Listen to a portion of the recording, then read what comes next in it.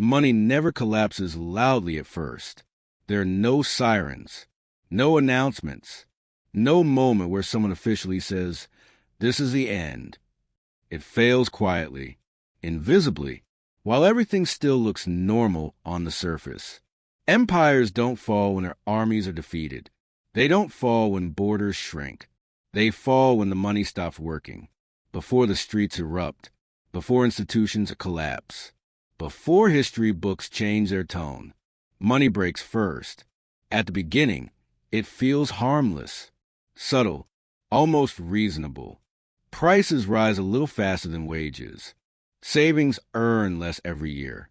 Debt becomes easier, encouraged, normalized. People don't panic because nothing looks broken. Life continues. Stores are full. Markets are open. Governments reassure everyone that stability is under control.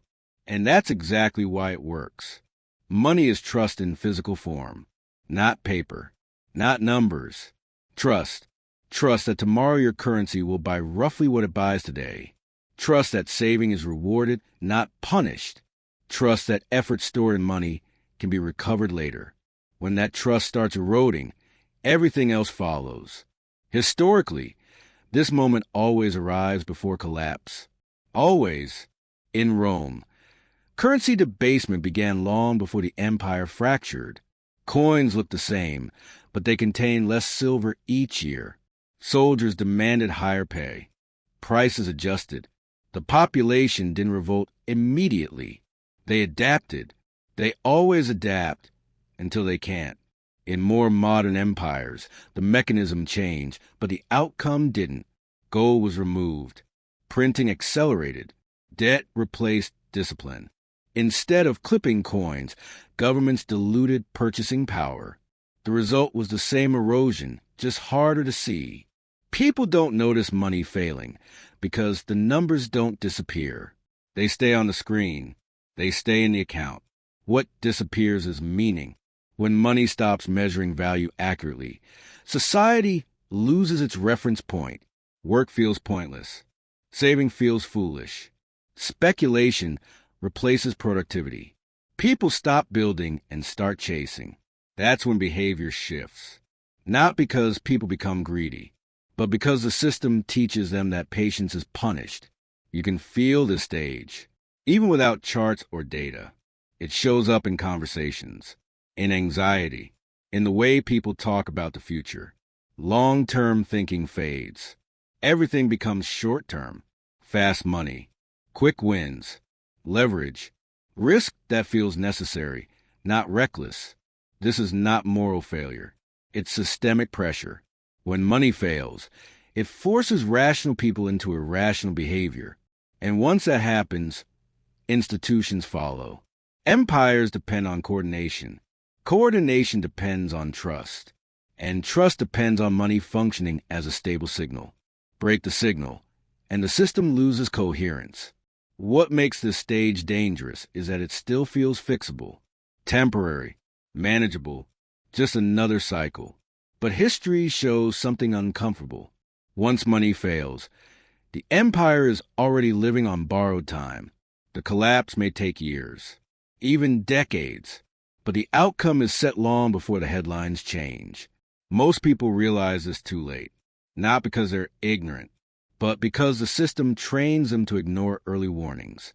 And that's the trap, because when money finally fails visibly, there's nothing left to save. Once money starts failing, empires don't correct course. They accelerate, not because leaders are evil, not because they're incompetent, but because the system itself becomes trapped. At this stage, every solution creates a bigger problem. Raising interest rates hurts debtors, and governments drown in debt.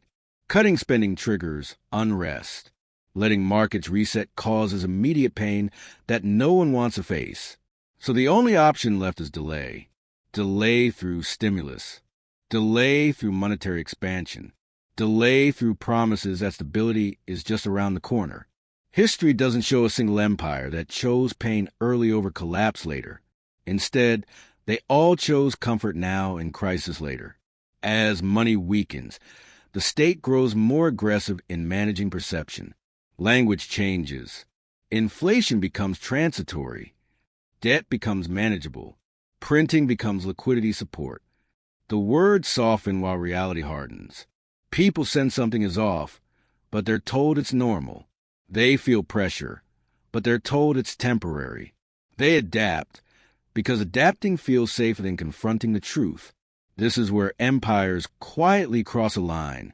Productive behavior is replaced by extractive behavior. Institutions stop creating value and start redistributing losses. The goal is no longer prosperity, but control, and money is the primary tool. When currency loses reliability, power concentrates. Those closest to the source of money benefit first. Governments, banks, corporations with access to cheap credit, asset holders. Everyone else absorbs the cost slowly, invisibly. Savings erode, wages lag, debt grows heavier. The population doesn't rebel because the damage is fragmented. No single moment feels catastrophic enough. It's just harder to breathe financially. A little less margin every year. This is why money always fails before empires do. It allows collapse without confrontation. Rome didn't fall when people stopped believing in Rome. It fell when Roman money stopped representing Roman labor. The same pattern appears again and again. Spain flooded Europe with silver from the New World. Prices surged. Domestic industry weakened. The empire looked rich, but it was hollow. Military power remained, but economic discipline was gone. The Ottoman Empire debased its currency for centuries to fund expansion. Eventually, trust disappeared. Trade routes shifted. Control weakened long before territory was lost. In each case, the empire still existed politically long after money failed.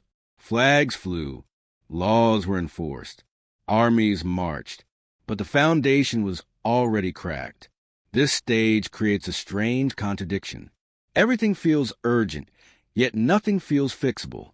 Growth is demanded, but stability is impossible. Control increases while confidence disappears. And this is where societies fracture internally, not into rebels and loyalists, but into insiders and outsiders. Those inside the financial system benefit from distortion. Those outside it carry the burden. The empire doesn't collapse yet. It staggers forward. But from this point on, every year requires more force, more debt, more intervention to maintain the illusion of order. And illusions are expensive. By the time people realize money has failed completely, the empire is already exhausted. What remains is not a fall, but a slow surrender to reality. In the next stage, the damage becomes visible not in numbers, but in behavior, institutions, and social cohesion. That's when decline stops being theoretical and starts becoming unavoidable. When money stops working, trust becomes a real casualty. At first, it's subtle. Contracts feel less reliable. Long-term plans feel fragile. People stop thinking in decades and start thinking in months. Then weeks. Then days. The future shrinks. This is where decline moves out of spreadsheets and into daily life. People change how they behave toward each other. Cooperation weakens. Short-term survival replaces long-term contribution. When effort no longer leads to stability, motivation collapses. Why build if the rules can change overnight? Why save if saving is punished? Why trust institutions that quietly betray you? Every empire reaches this phase. In late Rome, taxes were paid in kind because money couldn't be trusted. Farmers handed over grain, livestock, labor. Currency had lost meaning. The state still existed, but its relationship with citizens had changed from mutual obligation to extraction. In Weimar Germany, people rushed to spend wages the moment they were paid, not because they were reckless, but because holding money was irrational. That single behavioral shift destroyed savings culture, contracts, pensions, and generational planning in under 3 years. When money fails, time collapses.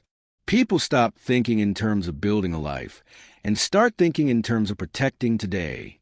This is where institutions rot. Schools still operate, but education becomes less about mastery and more about credentials.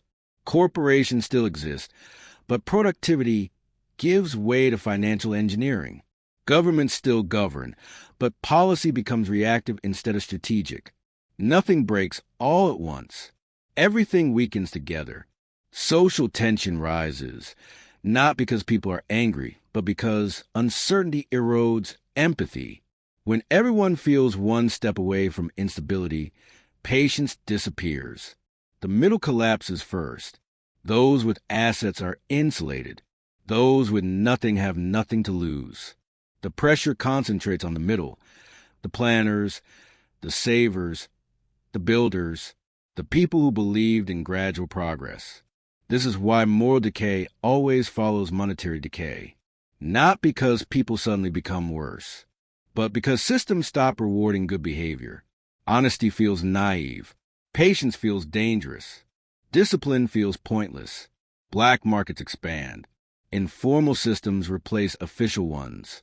Loyalty shifts from institutions to networks, families, tribes, ideologies. The empire still stands, but it no longer feels shared. This is the psychological breaking point. The moment when citizens stop asking, "How do we fix this?" and start asking, "How do I protect myself?" From here, decline accelerates even if the economy appears to stabilize temporarily. Because trust, once broken, doesn't return easily. Empires don't collapse when buildings fall. They collapse when belief dissolves. And belief is not restored by stimulus, reforms, or slogans. It requires credibility. At this stage, every announcement is met with skepticism. Every promise feels hollow. Even real improvements fail to inspire confidence because a memory of betrayal lingers. History shows this clearly. The Soviet Union didn't collapse because of one bad year. It collapsed because people stopped believing the system would ever improve their lives. Money failed first. Trust followed. The state simply ran out of emotional capital.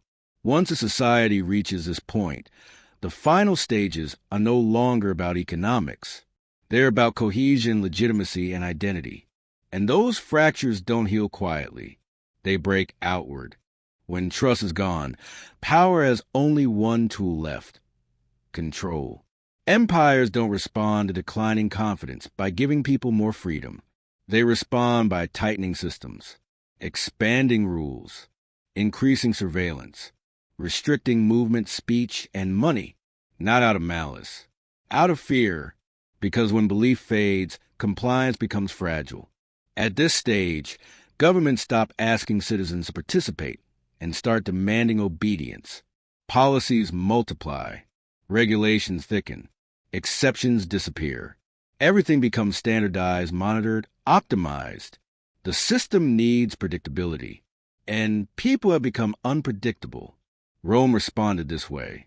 As revenues collapsed and currency failed, the state locked people into professions. Sons were legally bound to their fathers' jobs. Farmers were tied to land. Mobility became a threat. Choice became instability. In late imperial China, movement was restricted, trade licenses tightened, and hoarding criminalized, not to fix shortages, but to control behavior. Control always masquerades as protection. You must do this for stability. This is temporary. This is for the common good. But temporary measures have a way of becoming permanent once power adjusts to them. Money control intensifies first. Capital controls, withdrawal limits, mandatory reporting, cash restrictions. Not because everyone is guilty, but because trust no longer exists between the state and its citizens. If people don't trust a currency, they will try to escape it. If they try to escape it, the system will block exits. This is where financial freedom quietly disappears.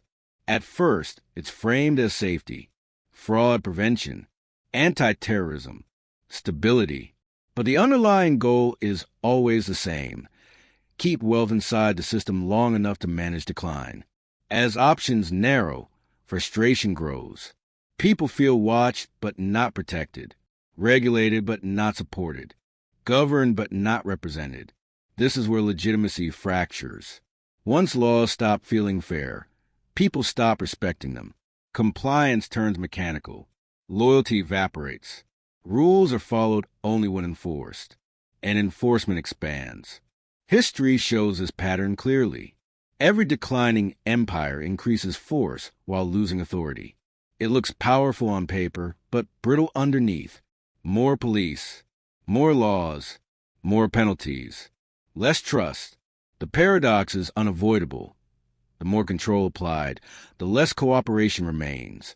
Innovation slows. Risk-taking disappears. Creativity retreats underground. The system becomes rigid precisely when flexibility is needed most. This is when elites misinterpret silence as stability. Markets still function. Stores are stocked. Screens show order. But beneath the surface, participation has shifted from belief to necessity. People comply because they must, not because they agree. And systems built on coercion are expensive to maintain. Eventually, something gives. Either enforcement becomes unsustainable or resistance becomes unavoidable. Not always violent, often quiet. Capital flight, brain drain, cultural withdrawal. A society that still operates but no longer believes in its own future. At this point, the empire hasn't fallen, but it has hollowed out. Structures remain. Rituals continue. Authority speaks. But meaning is gone. And when meaning disappears, collapse becomes a matter of timing, not possibility. Money failed first. Trust followed. Control filled the gap. But control can never replace confidence. It can only delay the end. Collapse doesn't arrive all at once. There is no single day when an empire wakes up and realizes it's over. No headline, no announcement, no clear ending. What happens instead is quieter. People adapt. They shrink expectations. They normalize dysfunction. They adjust to less and tell themselves it's temporary. And that's how collapse completes its work. Not through shock, but through acceptance. By the time an empire officially falls, most of the damage is already done. Wealth is gone. Trust is broken. Opportunity has narrowed. The future has been traded for stability. What remains is just a label. History shows this over and over. The Roman Empire didn't fall in 476. It decayed for centuries before that. By the time the last emperor was removed, ordinary people were already living in a poorer, more constrained world than their grandparents had. The same pattern repeated in Spain after its golden age, in Britain after its industrial dominance, in the Soviet Union before its sudden collapse. When the flag finally comes down, life has already changed, which leads to an uncomfortable truth. Collapse is not something that happens to everyone at the same time. It happens in stages, and people exit at different points. Some adapt early, some adapt late, some never adapt at all. The system doesn't fail you all at once. It fails you gradually, then all at once.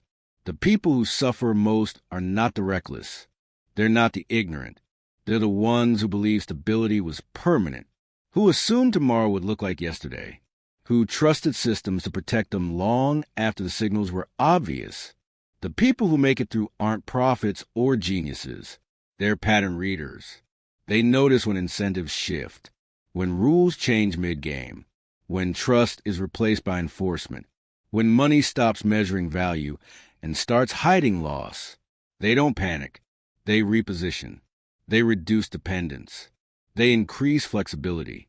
They trade convenience for resilience. This doesn't require extreme actions. It requires awareness, understanding that systems are not moral. They are mechanical. They don't care about effort, fairness, or intention. They respond to pressure, incentives, and survival. Once you see that, you stop personalizing outcomes. You stop asking, why is this happening? And start asking, where is this going? Because direction matters more than speed. Empires rarely reverse decline. They manage it. They delay it. They mask it. And delay creates the illusion of safety. That illusion is what traps people. The purpose of understanding collapse isn't fear. It's clarity. When you see the stages, you regain agency. You stop waiting for reassurance from systems that can't provide it. You stop mistaking normalcy for health. You stop outsourcing your future to institutions under strain. The end doesn't come with sirens. It comes with paperwork, policies, and promises. And by the time those promises fail, the people who prepared are already elsewhere, financially, mentally, strategically. This isn't about predicting dates. It's about recognizing trajectories. Empires fall after money fails, and money fails before people are ready. The question isn't whether systems will change. They always do. The question is whether you'll notice early enough to move with the change, or stay still and absorb the cost. If this helped you see the pattern more clearly, stay with the channel. We're not here to predict collapse. We're here to understand it, and to navigate what comes after. Because history doesn't repeat itself exactly, but it does rhyme. And once you hear the rhyme, you can't unhear it.